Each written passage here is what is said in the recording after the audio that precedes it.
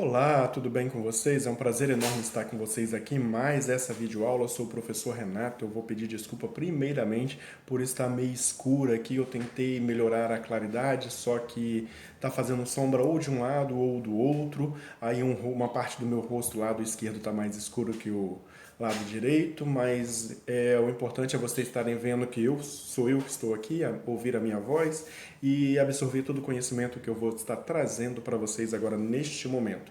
Agora, a nossa aula de hoje, nesse módulo 3, é sobre cuidados com o paciente pós-AVC, que é o acidente vascular cerebral, e com os pacientes que estão fazendo um tratamento oncológico. São aqueles pacientes que estão bastante debilitados, já são debilitados pela idade, já tem esse fator agravante, ainda vem essa doença que acaba abaixando mais a imunidade, trazendo outras complicações, e o nosso idoso sofre bastante e ele necessita bastante do nosso auxílio neste momento.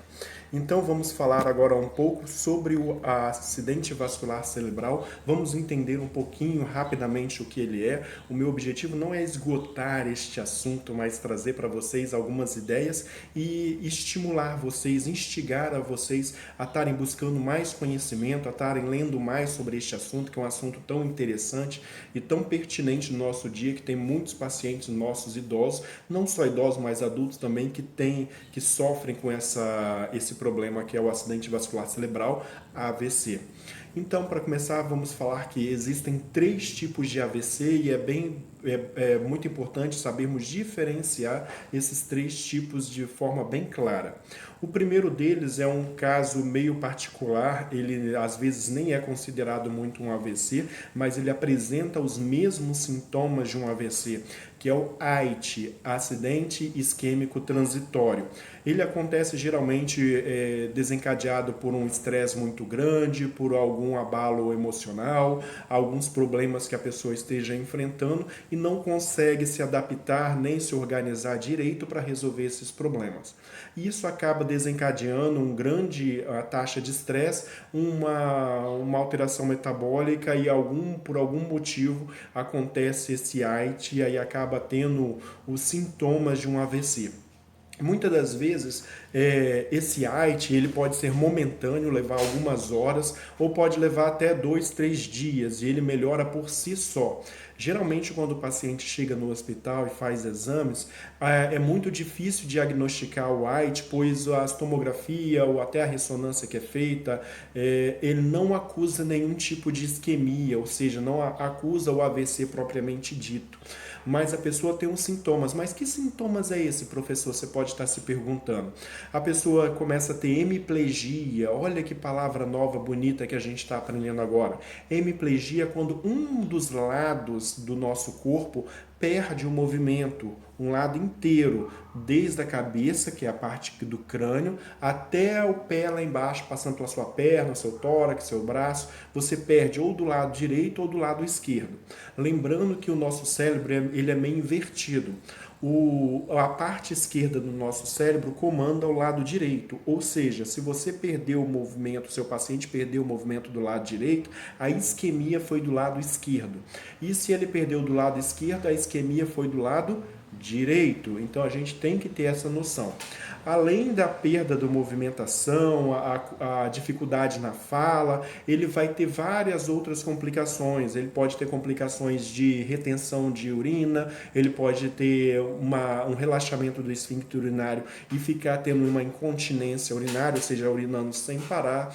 Vai depender muito do quadro de cada paciente, mas geralmente é um transtorno muito grande e que causa um certo incômodo, esse AIT. E infelizmente ele acontece mais em pessoas jovens, porque tem um grau de estresse muito maior hoje em dia em cima dos jovens, principalmente aqueles que estão focados no começo da sua carreira. E agora vamos falar do AVCI. AVCI, que é o acidente vascular cerebral isquêmico. Esse acidente vascular cerebral isquêmico, o AVCI, ele ocorre devido a uma isquemia. Mas o que seja uma isquemia? É um tamponamento, é uma obstrução que acontece em uma artéria, uma veia cerebral, que impede a passagem de sangue para as demais regiões do cérebro. Essa falta corrente sanguínea passando, essa falta de circulação do sangue, a gente chama de isquemia, ou seja, as células que estavam depois dessa obstrução, elas começam a sofrer por falta de nutriente e por falta de oxigênio, pois é o nosso sangue, que todos sabemos, que transporta o oxigênio para as células e elas não sobrevivem sem esse oxigênio. Então, o que isso acontece? Como elas começam a sofrer e acabam até morrendo com determinado passar do tempo, elas morrendo, a gente sabe que os nossos neurônios, eles não se reproduzem, a gente nasce com um certo neurônio, a gente morre com ele acompanha a gente durante todo o nosso processo de vida e eles são responsáveis por funções do nosso corpo. Dependendo de onde foi a isquemia, a gente vai ter a perda parcial, momentânea ou total daquela função que aquela parte do cérebro desempenhava. Vamos dar um exemplo aqui, a região de Wernicke, que fica aqui na frente. Se for aqui na frente, atrás um pouquinho da testa, se for atingida a região de Wernicke, o paciente provavelmente vai perder a fala dele, ele não vai conseguir mais falar, nunca mais na vida dele. Aí, ou seja, tem cada área do nosso cérebro tem a sua função e aonde acontece a isquemia vai ter a lesão permanente ou parcial do paciente de acordo com uma determinada coisa que a gente vai ver daqui a pouco, que é a assistência, como que vai ser feito o socorro a esse paciente vítima do acidente vascular cerebral isquêmico. E geralmente o paciente que tem o acidente vascular cerebral isquêmico é aquele que você vê no dia a dia na rua. É aquele que anda com o bracinho puxando, a perninha puxando, que não mexe mais, que anda de muleta ou de cadeira. Que geralmente o outro AVC que a gente vai ver, ele é mais letal, ele é mais forte, é difícil alguém sobreviver e as poucas pessoas que sobrevivem é um índice muito alto de pessoas que passam a ser um vegetal em cima de uma cama ou que não tem mais reação nenhuma.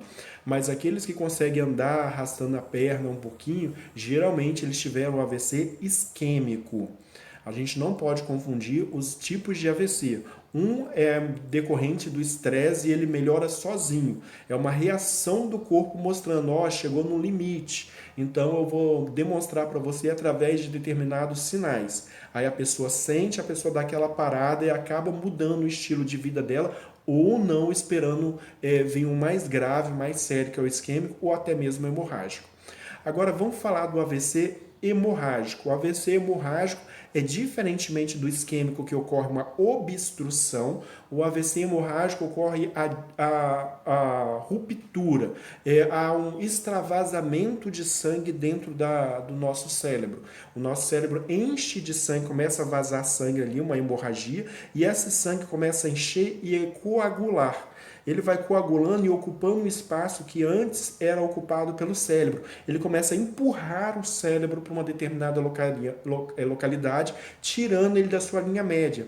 E isso faz, além da hemorragia já ser ruim, que aumenta a pressão intracraniana e faz o cérebro todo querer morrer, pois com a pressão muito alta o cérebro não suporta, ainda tirando o cérebro do local dele, ainda faz o esmagamento do cérebro contra a calota craniana, ou seja, contra os ossos do nosso crânio, e aumenta ainda mais a chance de óbito da pessoa, do cérebro não resistir e a pessoa ter morte cerebral.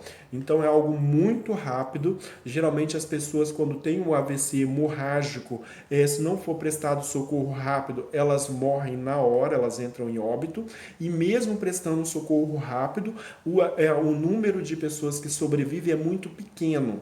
E quando sobrevive, é muito pequeno o número de pessoas que se recuperam bem do AVC hemorrágico. Geralmente, como eu falei, a maior grande parte se torna um vegetal, começa a ter uma vida vegetativa, ou seja, fica totalmente comatoso, acamado, sem muitos movimentos, dependente 100% de outra pessoa. É aí, neste momento, que nós, cuidadores, vamos entrar para estar cuidando desse paciente. Agora, vamos falar um pouquinho, que a gente já sabe a diferença sobre o AIT, que é algo relacionado mais ao nível a taxa de estresse, ao nível de estresse que a pessoa está passando. É momentâneo, é algo que passa geralmente sozinho, acontece mais em jovens. Já o AVC isquêmico e o hemorrágico não escolhe faixa etária. mas geralmente tem pessoas que têm mais predisposição a tê-lo, são aquelas pessoas que já têm problemas de hipertensão. Aí eles vão ter um fator a mais para poder ter o AVC. Outra coisa que também temos que levar em consideração, que o nosso AVCI é simplesmente uma obstrução que impede a passagem do fluxo sanguíneo, mas não há extravasamento de sangue, não há hemorragia no AVC isquêmico, mas no AVC hemorrágico há extravasamento de sangue, há hemorragia e há uma morte em maior intensidade, algo mais severo, mais crítico, AVC hemorrágico. Então a gente já sabe diferenciar cada um deles. Agora, quais são as sequelas? Como que são essas sequelas do paciente? Principalmente eu vou estar falando do paciente vítima do AVC isquêmico, que é AVCI. Por que eu vou falar mais sobre a VCI? Que é aquele que a gente vai encontrar mais, que é o que acontece mais, é o que tem maior quantidade de casos e que há uma procura maior pelo cuidador. São pacientes que, assim que sofreram a isquemia, que tiveram o AVC, esse paciente ele vai ficar com muitas limitações. No começo, ele perde totalmente o movimento do lado direito ou do lado esquerdo. Se ele perdeu o movimento todinho, como que ele vai ficar em pé? Como que ele vai se levantar se ele não consegue mexer nem as pernas, nem o braço, nem a metade do rosto? Ele não vai conseguir se alimentar, não vai conseguir tomar banho, ele vai precisar de auxílio, aqueles auxílio básicos que nós já conversamos, que é o banho no leito, que é a alimentação, você vai ter que dar comida na boca do paciente, você vai ter que ficar aferindo os sinais vitais dele de 4 em 4 horas nos primeiros dias, depois de 6 em 6 horas, depois de 8 em 8 horas, até chegar de 12 em 12 ou de 24 em 24. Mas nas primeiras horas, logo que ele chega em casa, é aconselhável que nos primeiros 4 dias, seja de 4 em 4 horas que você afira os sinais vitais dele, que ele pode ter uma crise hipertensiva e ter uma recidiva, ou seja, ter outro AVC. Isso é muito comum a pessoa, quando já tem um AVC, ela ter um segundo, um terceiro, um quarto, uma sequência de AVCs.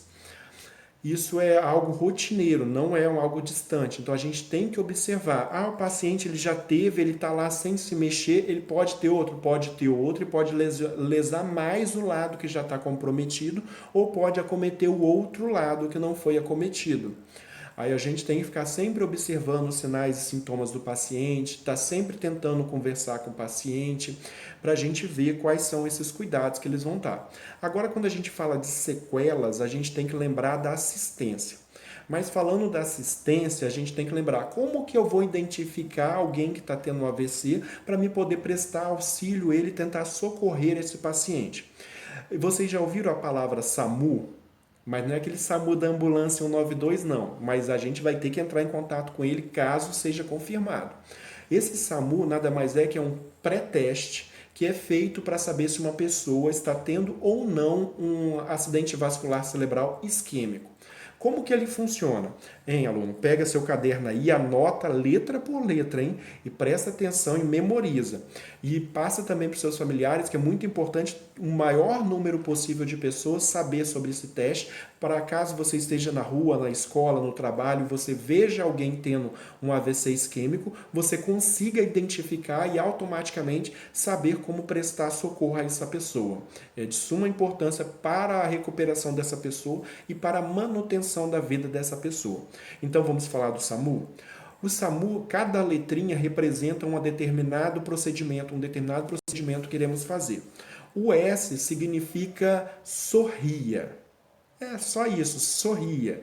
Você pede o paciente para sorrir, pede a pessoa para sorrir. Se ela não estiver sorrindo, tenta contar algo engraçado, muito engraçado, para ela tentar rir. Mas, professor, por que eu vou tentar fazer a pessoa sorrir? Porque o paciente que está com AVC isquêmico, ele não vai conseguir sorrir, e quando ele sorrir forçado, ele vai sorrir somente com o lado da boca. Vamos supor que eu tive do lado esquerdo. Eu vou sorrir assim, ó. A boca vai ficar torta para o lado direito. Ou se eu tive do lado direito, a boca vai ficar torta para o lado esquerdo. Tá vendo? Isso vai acontecer com a pessoa que teve AVC. Sem ser o AVC, não tem mais nada que faz isso com o sorriso, que entorte o sorriso para um lado ou para o outro da boca. Outra coisa que você vai fazer, esse é o nosso S, sorria. Depois do S da palavra SAMU, vem o A. O A significa abraço. Você estende os braços e pede para a pessoa te abraçar. Me dá um abraço, me abraça. A pessoa, quando ela tem um AVC isquêmico, ela vai tentar te abraçar, que ela está entendendo você com muita dificuldade, ela te escuta como se você estivesse muito longe, fosse uma voz do além, mas ela vai te escutar. Quando ela perceber que você está pedindo um abraço, ela vai tentar te abraçar. Mas vamos supor que eu tive a isquemia e a minha isquemia foi do lado direito. Eu perdi o movimento do lado direito. Quando eu for te abraçar, eu só vou estender o braço esquerdo, o meu braço direito vai ficar caído. Ele vai ficar caído em uma posição, a minha mão geralmente vai ficar nessa posição aqui, ó. Os dedos fecham e vai ficar nessa posição aqui, ó. Tenta ver minha mão. O bracinho vai cair, ficar nessa posição pendurada, aquela mãozinha fechadinha, pendurada. E ele só vai conseguir abraçar com o lado que não teve a isquemia. Então ele já não consegue sorrir e não consegue abraçar. Agora, a próxima letra da palavra SAMU, a gente já viu o S e já viu o A do SA. Agora, o M do MU nada mais é que pedir para a pessoa cantar uma música. Canta uma música para mim ou conte alguma coisa para mim, fale comigo alguma coisa. O que você estava fazendo aqui? Onde você mora para você tentar fazer a pessoa falar? O objetivo é tentar fazer a pessoa falar. Mas ali é cantar música, caso que quando a pessoa vai cantar, fica muito nítido, pois a voz da pessoa, as nossas cordas vocais, pega os dois hemisférios do nosso corpo, tanto o lado direito quanto o lado esquerdo. E a isquemia faz dividir exatamente no meio, faz a metade das suas cordas vocais pararem de funcionar. Você perde elas também. Tudo que for musculatura de um dos lados vai ser perdido. Então a pessoa, quando for falar, ela vai emitir o som. A voz vai ficar praticamente assim. Ouviram minha voz? Aí, ou seja, isso é um sinal clássico de AVC. Já passou no teste do S. Ele não consegue sorrir. O sorriso foi lateralizado, foi apenas para um lado. Ele não consegue te abraçar, ou só levanta um dos dois braços, o outro braço está pendurado com a mãozinha meio fechada. E depois ele não consegue falar com você ou cantar uma música, você tem que pegar o U agora. O U significa urgente, urgência. Entre em contato com o SAMU de verdade, aquele SAMU das ambulâncias, 192, liga para o 192 e fala que tem uma pessoa que acabou de ter acidente vascular cerebral, AVC. Olha, eu estou com uma pessoa aqui com AVC, já fiz o teste do SAMU e deu positivo. Eles vão vir, já vão vir com todo o processo, já vão estar entrando em contato com as agências reguladoras, já vão encaminhar ele para um hospital que seja referência num processo chamado embolização. O que significa isso? Eles vão administrar uma certa medicação para o paciente tentar desobstruir aquela obstrução que é feita por um coágulo sanguíneo ou um trombo gorduroso, um pedacinho de gordura que solta de alguma artéria ou veia quando a pessoa tem muita gordura no sangue e obstrui uma das veias ou venículas cerebrais e dá o AVC. Então, eles tendem a desobstruir isso através de uma técnica chamada embolização. E quanto mais rápido for essa assistência, quanto mais rápido alguém diagnosticar que a pessoa teve o AVC e pedir socorro, o socorro chegar, levar para o hospital e começar o processo de embolização, a chance dessa pessoa se recuperar 100% é muito grande. Praticamente, se fizer o processo correto, essa pessoa ela vai sair do AVC como se não tivesse tido AVC. Mas quanto mais horas se passarem desde que ela teve o AVC, que tem algumas pessoas que começam a ter o sintoma, não, amanhã eu vou no médico. 12 horas depois vai dormir, 12 horas depois vai procurar um médico. Não, tem que ser na primeira hora. 12 horas depois aquilo já ficou praticamente irreversível. As sequelas. Vai ser muito raro o caso que uma pessoa depois de 12 horas vai conseguir reverter a sequela que aconteceu com ela. Aí vai fazer o processo de embolização, vai começar algumas assistências multidisciplinar no hospital, eles vão colocar terapeuta ocupacional para atendê-lo, vão colocar fisioterapeuta para atendê-lo. Depois que ele receber alta, aí que vai entrar a nossa parte. Ele vai continuar tendo acompanhamento com esses profissionais. ele vai ter acompanhamento com esses profissionais, e esses profissionais vão passar atividades, exercícios para eles fazerem, tanto fisioterapia, como fonoaudiologia, como terapia ocupacional, vai passar algumas atividades. A fisioterapia vai tentar trabalhar a parte motora desse paciente para ele voltar a ter força muscular, o tônus muscular dele, articular, uma movimentação óssea, ou seja, ele vai começar a ter força novamente na parte de que foi perdida a movimentação. A terapia ocupacional, ela vai entrar para tentar reensinar o cérebro a mandar comandos para fazer procedimentos simples do dia a dia, como se pentear, comer, passar alguma coisa no corpo, se vestir. Isso tudo a pessoa perde essa coordenação, e a terapia ocupacional vai tentar trabalhar essa área. Já a fonoaudiologia vai tentar reverter aquele processo que ocorreu nas cordas vocais, fazer com que essa pessoa volte a falar novamente, que não tenha dificuldade. Para isso, ela vai exercitar desde a musculatura da face até passar exercício para as cordas vocais, para ele ficar falando algumas frases, palavras, e passando muitas coisas, principalmente texturas na face, no pescoço, para relaxar a musculatura e voltar novamente à flexibilidade que a nossa musculatura da face tem, esse monte de músculo da face que a gente tem, eles possuem. Então, eles vão começar a fazer esse trabalho, só que aí eles fazem poucas sessões por dia, de 1 a 2. Só que só de 1 a 2, de 15 minutinhos, 10 minutinhos, não vai surtir efeito. O que eles vão fazer? Eles vão solicitar para você, cuidador, que repita esse processo na residência do paciente. É de suma importância que você assuma essa responsabilidade, repetir isso o máximo possível. Eu vou fazer só uma vez. Não, faça o máximo que você puder. Quanto mais você fazer o paciente praticar aquela atividade, aquela rotina, o cérebro vai começar a recodificar a uma área que não fazia uma determinada função para fazer aquela função daquela que foi prejudicada, e ele volta a ter o movimento.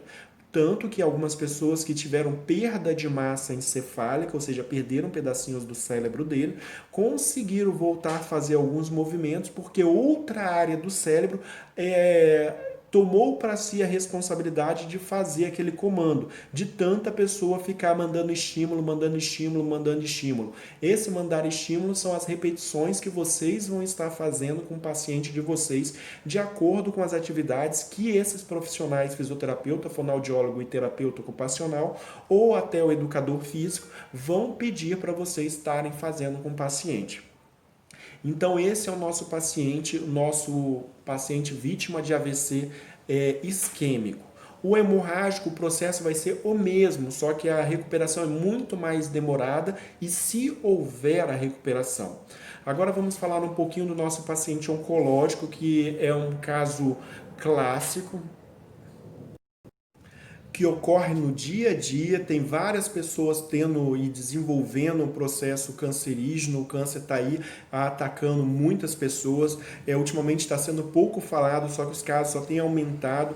Quem visita ou faz acompanhamento ou tem contato com essas instituições que tratam, que são referência no tratamento oncológico, percebe isso conversando com os profissionais da área. Por exemplo, aqui a gente tem na Grande Vitória o Hospital Santa Rita e a Santa Casa de Misericórdia, que são hospitais referência no tratamento a pacientes oncológicos, principalmente o Santa Rita ali no ambulatório Ilza Bianco. Quem vai lá e faz um acompanhamento, tem um contato com os médicos lá, sabe que o número tem aumentado muito, principalmente entre os idosos e principalmente entre as idosas, principalmente câncer de mama, câncer de colo de útero, câncer de intestino. São casos bem recorrentes. Tem subido demais. E como que a gente tem algum cuidado específico que a gente vai fazer? Primeiramente, a gente precisa saber que este é um momento muito delicado da vida de qualquer pessoa, é quando descobre que tem câncer.